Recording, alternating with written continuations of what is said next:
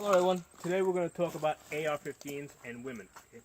Now a lot of times as I'm traveling around doing my training and I introduce the AR-15 to women, they look at it and it looks intimidating to them. Okay. Now first thing I'll tell you is that I usually don't throw this right at them from the start. I'll usually start them off on 22s and easier stuff to shoot. Okay. And then when the time comes to start talking about this, I'll tell them that, listen, it's actually a very light recoiling rifle, okay? And it's a lot easier for most women to shoot than most 9mm or even 38 specials, okay? Because the gun is easier to control, okay? The gun that I will usually recommend is this, an M&P 15 or one of the Rugers, okay? They're just, they're very reliable guns. They're going to work out of the box. There's no tweaking involved. They're not that expensive. Okay, so that cost is definitely an issue. When you got people coming into this sport that really don't know anything about guns, and they'll say, well, how is this $700 gun better than that $200 high point? They're just not going to know. So if you try and throw an extremely expensive gun at them, or really big name brand, that's kind of going to drive them away. So we need these entry level AR-15s, which I think are great guns, at any level. But we need these to kind of pull in these new people, and that's very important because we need to keep growing our community. Okay. That's one of the things that the anti-gunners are trying to prevent us from doing. That's why you see all the censorship on YouTube and all these other media outlets, because they're trying to prevent us from reaching out to the next generation of pulling them in, and they particularly don't like that more and more women are getting into the gun sports. Okay.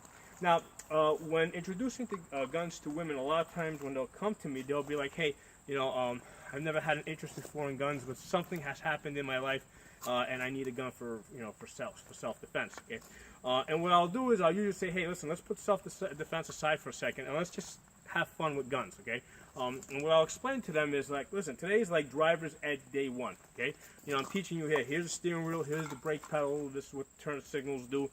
This is what the different traffic signs mean. Okay. Using a gun for self-defense is the equivalent of taking you and putting you into a NASCAR race and having you race against other drivers. So before we get to something like that, let's just learn to have fun with guns. Okay, let's learn to just shoot them recreationally, and that's why like this gun is a great gun. It's very light. It's very easy. One of the things I like about the M&P is it's a 6.5-pound gun. Okay, so it's a very light gun. And usually when I'm training women, I don't have them hold the gun out here. I'll have them, pull it in a little bit tighter, okay? Because basically, if they hold the gun out here, even though there's some benefits to holding the gun further out, it's going to be hard on their shoulder, okay? It's going to tire them out. Whereas if they hold the gun in tight, on this side, okay? If they hold the gun in tight, basically in some cases even resting it up against their body, what will happen is the gun will feel a lot lighter to them, okay? So it's a matter of leverage. I'll usually start them out with a red dot, okay, and I'll explain what the co-witness is. Okay, I'll explain all that to them, and usually I'll just slow it down.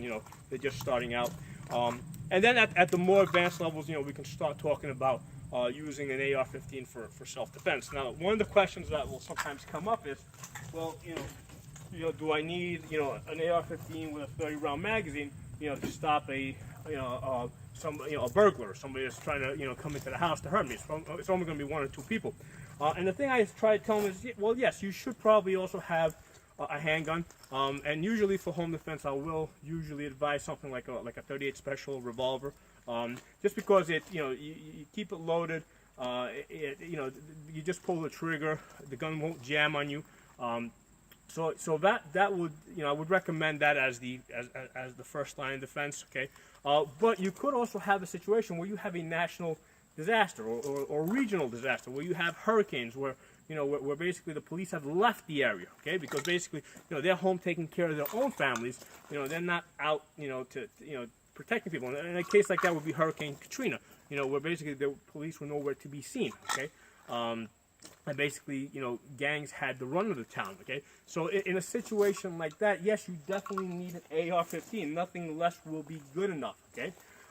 So now at the more advanced levels, we're talking about, you know, after they've come, they've shot a couple times, we're talking about, you know, defense with an AR-15, you know, and after I've seen them a couple times, we start talking about tactical training.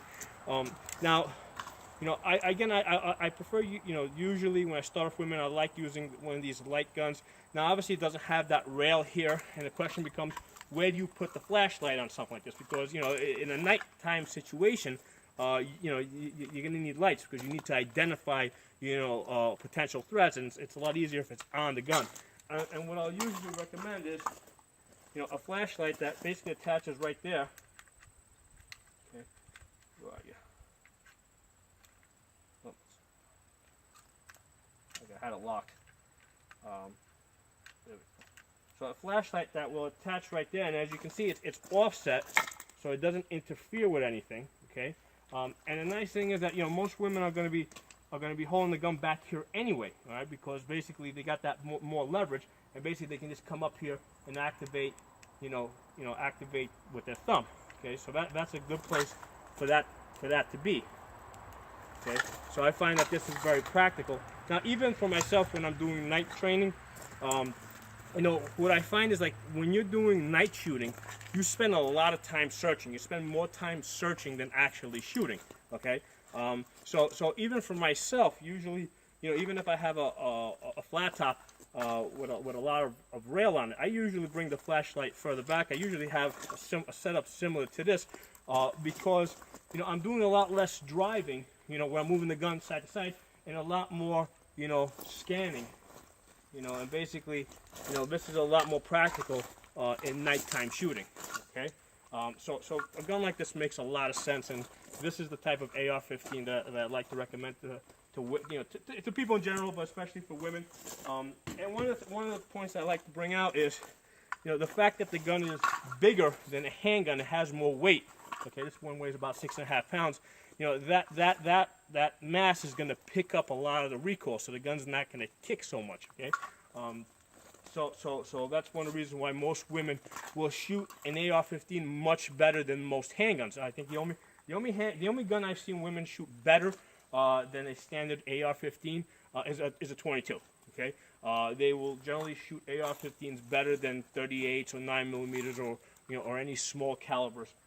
So this is definitely, you know, a gun that I recommend for women.